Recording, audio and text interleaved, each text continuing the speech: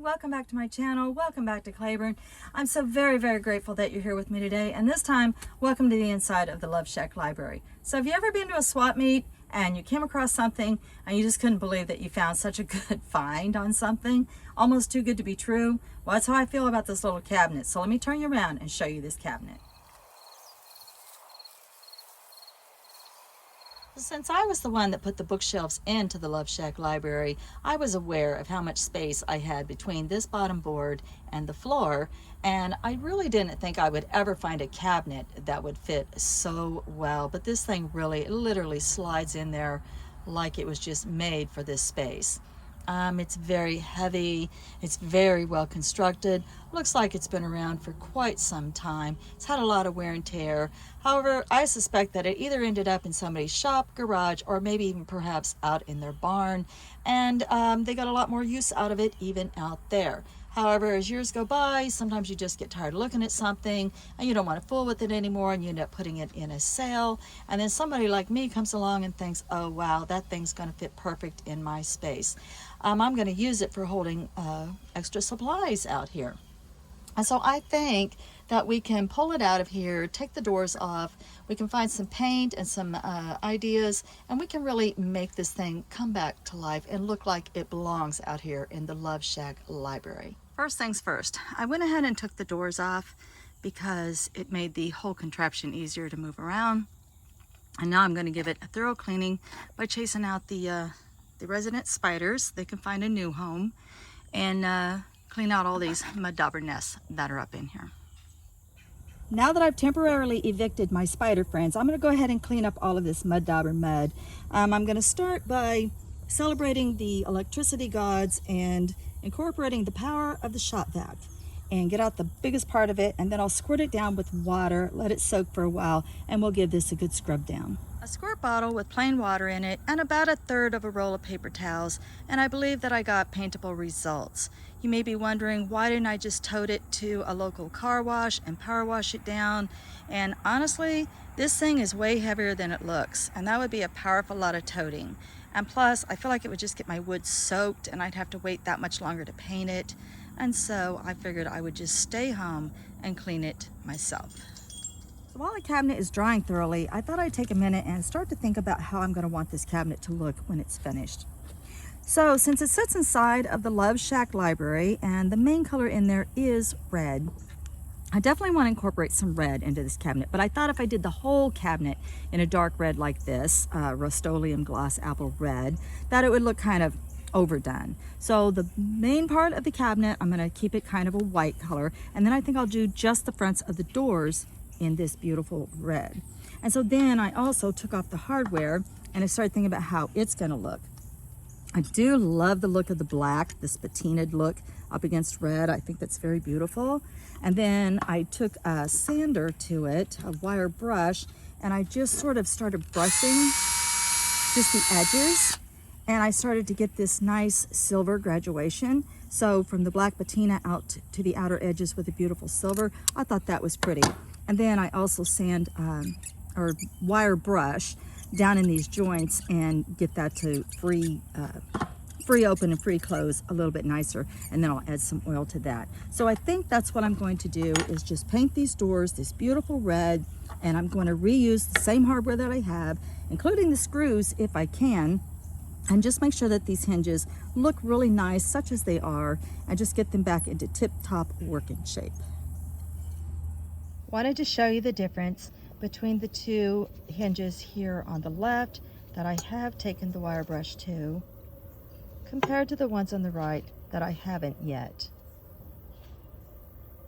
I have leftover paint from a previous project. Now this is an outdoor latex, but it was the color that I wanted, and so I put 2 coats of it on the backs of the doors and 2 coats on the entirety of the cabinet. Now I have been watching some inspirational videos lately, and if I can find it, I'll pin a link in my comments of where I found the inspiration for this decoupage project that I'm considering. So I get all of these calendars, right? They're very nature-based, and I probably have upwards of 25 calendars for 2024, so I can afford to use some of the photographs out of these calendars. And I was thinking, what better for a library than pictures of owls, the wise old owl, right? And look at these photos. Aren't these just absolutely gorgeous? And so I was looking at it against the white, and I thought, wow, that's really, really beautiful.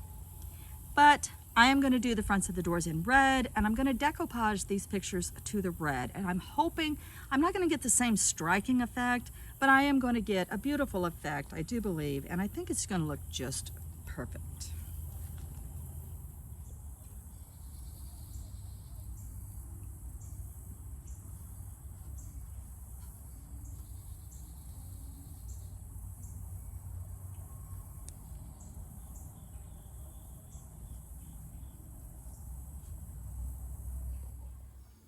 So the paint's had a chance to dry, and I've set the doors back on the cabinet the way that they go, and I wanted to see what the hinges look like now with them setting in place. And I have to admit, I love that silver and black look. I think it just really gives the cabinet some added charm. And really, I guess I could leave it this way if I wanted to and be very happy with it. However, I think I'm still going to go ahead and proceed with the decoupage.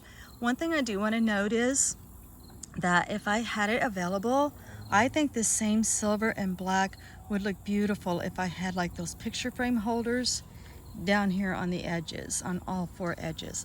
I don't have those right now, but I can definitely keep my eyes open for something like that and pick it up later on. At this point, I want to set up my artwork so that they're both the same distance from their edges.